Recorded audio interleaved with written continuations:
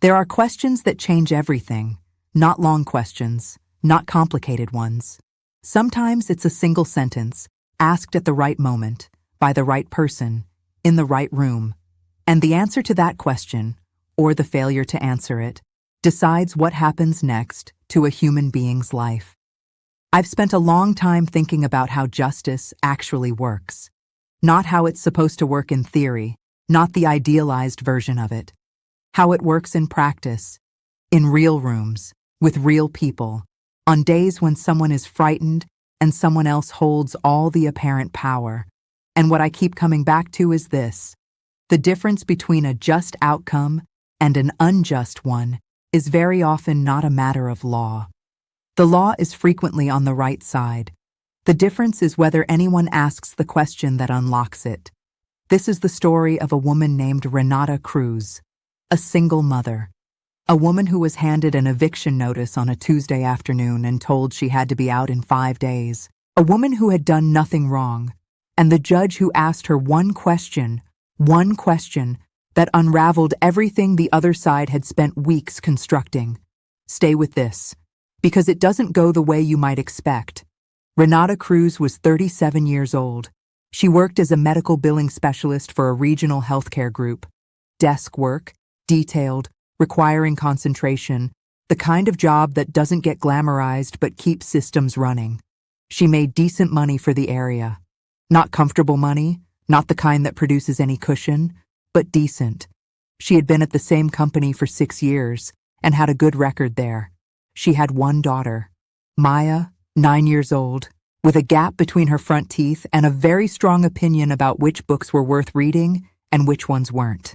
Renata was raising her alone. Maya's father had been absent since Maya was 3, which had been hard for a while, and had since become simply the shape of their life. 2 of them, navigating it together, reliable in the way that small, tight families become reliable. They had been living in their apartment on Fenwick Street for 4 years. 2nd floor, 2 bedrooms, a kitchen that got good morning light, a small balcony where Renata kept a container garden that Maya had gotten enthusiastic about over the summer and then partially forgotten about, as children do. It was a rent-stabilized unit in a building owned by a property company called Caldwell Residential Group, which managed several buildings in the area and had, in recent years, been fairly aggressive about upgrading those buildings and finding ways to move long-term tenants out in favor of higher market-rate occupants. Renata knew this was happening in her building. She had watched it happen to others. 2 neighbors on her floor had moved out in the past 18 months, both citing pressure from the management, maintenance requests ignored, lease renewal offers structured in ways that made renewal difficult, unexpected fee additions. She had noticed all of it. She had stayed alert.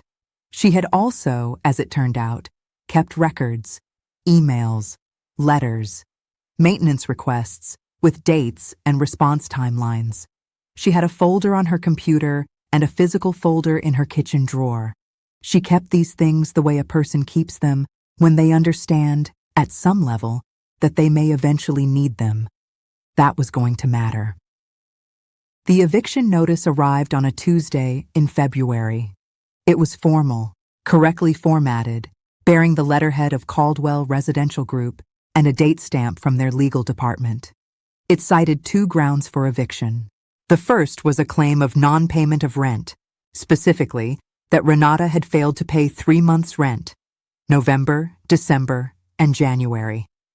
The second was a lease violation, that she had been housing an unauthorized occupant in violation of her lease agreement. Renata read the notice standing in her hallway. She read it twice. Then she stood very still for a moment, the way people stand when something is so disconnected from their understanding of reality that the mind needs a few seconds to bridge the distance. She had paid her rent, all of it, every month, on time, for 4 years. She paid via bank transfer and had every confirmation. And the unauthorized occupant? Her mother had stayed with her for 6 weeks over the winter. Her mother, who was 68, who had had a minor cardiac procedure in December and had needed help during her recovery, who had slept in Renata's bedroom while Renata slept on the couch. Her mother, who was not living there, had not moved in and had returned to her own home in January. 6 weeks. A recovering 68-year-old. That was the unauthorized occupant. Renata did not panic. She sat down at her kitchen table with her laptop and began to work. She could not afford an attorney. She had looked into it. A consultation with a tenants' rights lawyer she found online had cost her $120 and 45 minutes and had given her a general map of the process without anyone to walk the path with her. She had gone to the local legal aid office, which had a waiting list and could not guarantee representation in time for her hearing date. She was going to face this herself. The hearing was in 3 weeks. She had 3 weeks to prepare a response to a landlord whose legal team had almost certainly prepared much longer.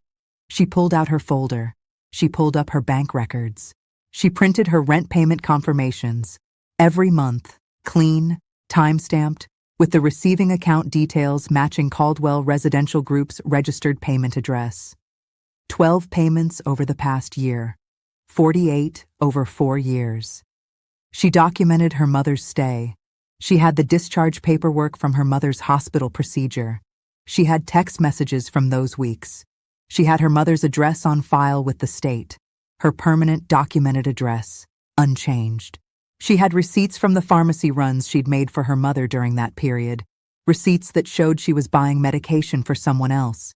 She also found something she hadn't been looking for. In the pile of documentation she was assembling, she pulled out the original notification she had received in October, a letter from Caldwell Residential Group informing her that the building was being considered for renovation and that tenants should expect to receive communication about lease renewal options in the coming months. It had been vague. She had set it aside. She pulled it out now and read it again. She also found emails from her building manager from November and December. Routine-seeming emails. But one of them, sent in mid-November, had mentioned a building transition process and asked whether Renata had given any thought to her long-term plans regarding the unit. She had replied at the time saying she planned to stay and expected to renew her lease as usual. She had received no response to that email. She printed everything. Caldwell Residential Group was represented at the hearing by a man named Philip Hart. He was in his early 50s, comfortable in courtrooms in the way of someone who has appeared in many of them, and he arrived with a well-organized case file and the relaxed confidence of someone who expected a predictable outcome. These cases were, from his experience, usually predictable. Tenants without attorneys, in possession of eviction notices from established property management companies, tended to struggle to make effective arguments even when they had legitimate ones. The procedural language was unfamiliar.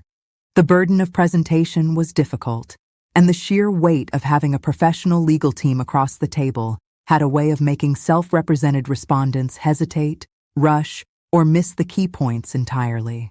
Hart had brought 2 items he considered decisive: a record from Caldwell's payment tracking system showing 3 consecutive months of non-received rent, and a signed affidavit from the building manager stating that he had observed an additional long-term occupant in the unit over a period of several weeks, in violation of lease terms. He believed this would be over in under an hour. Judge Ashby had been a housing court judge for 9 years. Before that, she had practiced tenant advocacy, which is a background that does not make a judge biased toward tenants. It makes a judge deeply fluent in exactly the kinds of arguments both sides use and exactly the kinds of documents that matter. She had seen hundreds of cases. She had developed a particular alertness for the cases where the paperwork told one story on the surface and a different story when you looked at the sequence of events. She had looked at the sequence in this case. Hart opened with the non-payment claim. He was clean and efficient about it. He presented the payment tracking record from Caldwell's system, which showed a gap in received payments for November, December, and January. 3 months. Clear documentation of non-receipt. The lease terms were explicit. Non-payment was grounds for termination. Renata, when given the opportunity to respond, placed her bank records on the table. She had organized them well, clean printouts, each month tabbed separately, with the payment confirmation numbers and receiving account information highlighted. 48 payments over 4 years, including the 3 months in question, each confirmed by the bank as processed. Judge Ashby examined them. She noted the confirmation numbers. She looked at the account information on the Caldwell payment record and the account information on Renata's bank confirmations. They matched. The money had been sent to the correct account, in the correct amounts, on the correct dates. She looked at Hart. "Mr. Hart," she said, "the account receiving these payments is the same account your client uses for their rent collection. Is there an explanation from your client for why received funds are not appearing in their tracking system?" Hart looked at the documents. He said he would need to verify with his client's accounting department. Judge Ashby said they would come back to that. She moved to the second claim. The lease violation claim, the unauthorized occupant, was next. Hart presented the building manager's affidavit. It described a woman of approximately 60 to 70 years of age, observed entering and exiting the unit on multiple occasions over a period of 6 weeks. It stated this constituted evidence of an unauthorized occupant in violation of the lease's single household provisions. Renata presented her documentation. The hospital discharge paperwork for her mother, dated December 3rd, showing the patient's home address as an address in Millbrook, a different city, 40 minutes away. Text messages from the recovery period, the pharmacy receipts, and a signed letter from her mother, notarized, stating that she had stayed temporarily with her daughter during recovery from a medical procedure and had returned to her permanent residence on January 9th. Judge Ashby reviewed all of it. She reviewed the affidavit. She reviewed Renata's documentation. Then she looked at Renata. "Ms. Cruz," she said, "I have one question for you." The room settled. "Before you received this eviction notice, before any of this began, did you have any communication with Caldwell Residential Group about your intention to remain in your unit long-term?" Renata reached into her folder. She produced the email exchange from November. The building manager's inquiry about her long-term plans regarding the unit. Her reply stating she intended to stay and renew her lease. The absence of any response. She placed it on the table. Judge Ashby read it. She read it carefully. She read the date. She read Renata's response. She noted the silence that followed it. Then she set it down and looked at Hart for a long moment. She did not say anything immediately. She wrote something on her notepad. The courtroom was very quiet. When she spoke, it was measured, precise in the way of someone who has already reached a conclusion and is now making sure the record reflects the path to it accurately. "Mr. Hart," she said, "I want to be direct with you about what I'm seeing in this case, and I want your client to understand the significance of this conversation." She listed what she was looking at. A building in an active transition process. Their own documentation had confirmed this. A long-term tenant who had explicitly communicated a desire to remain. A subsequent communication gap, followed by eviction claims on 2 grounds, both of which, when examined against the tenant's documentation, appeared to have significant deficiencies. The payment claim, funds confirmed as sent to the correct account on the correct dates. The receiving entity's tracking system failure to record them was not the tenant's liability. The occupancy claim, a 6-week recovery stay by an elderly parent with documented medical necessity, documented temporary nature, and documented permanent residence elsewhere. The lease's unauthorized occupant provision, she noted, was written to prevent undisclosed permanent residence, not to prevent a tenant from caring for a recovering parent. She paused there. "What I am also looking at," she said, "is the sequence. A building transition process, an inquiry about a tenant's long-term plans, no response to that tenant's expressed intention to stay, followed within 3 months by eviction claims on grounds that do not appear to withstand scrutiny." She looked at Hart. I want to be very clear. I am not ruling on motive today, because I don't have to. I'm ruling on what the evidence shows. But I want your client to understand that the sequence of events in this file is visible to this court, and that it will remain visible should any further action be taken regarding this tenant. Hart said something about his client's intentions being entirely legitimate. He said it with less ease than he had started the morning with. Judge Ashby listened. She nodded once, in the way of someone filing something away rather than agreeing with it. The eviction was denied. Both claims were dismissed.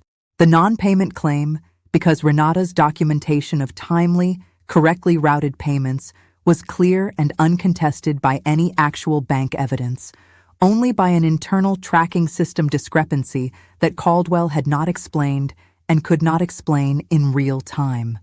The occupancy claim, because the evidence showed a temporary, medically necessitated, clearly documented family visit that did not constitute the kind of lease violation the provision was designed to address. Judge Ashby also issued a formal notation. She noted that the cumulative evidence suggested a pattern consistent with pressure tactics targeting a long-term, rent-stabilized tenant in a building undergoing commercial transition.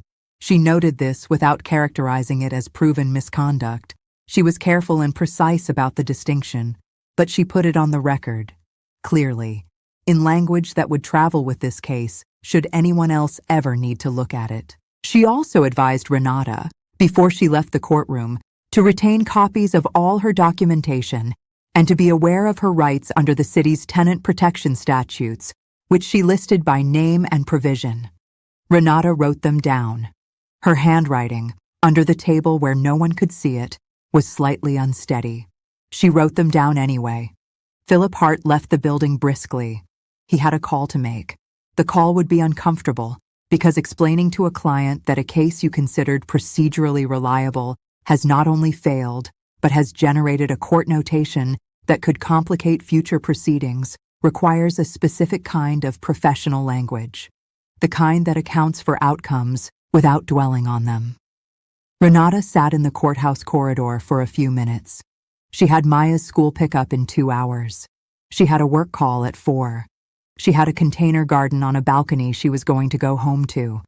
She thought about the email, the one from November, from the building manager, asking about her long-term plans. She had answered it honestly. She intended to stay. She had lived there for 4 years, and Maya had started at the school 4 blocks away, and they had a life on Fenwick Street, and she had not thought of it as a strategic answer. It was just the truth. She hadn't known at the time that the answer was going to matter in a courtroom 3 months later. She hadn't known she was, in effect, documenting her own case. She had simply answered honestly, kept the email the way she kept things, and moved on. That is the quiet, unspectacular kind of preparedness that does not get celebrated. Not a dramatic decision, not a heroic moment. Just a woman who paid attention and kept records and told the truth, consistently, over a long time. There is something worth sitting with in how close this came to going differently. Renata had no attorney. She walked into that courtroom alone, against a professional with years of housing court experience and a well-prepared file.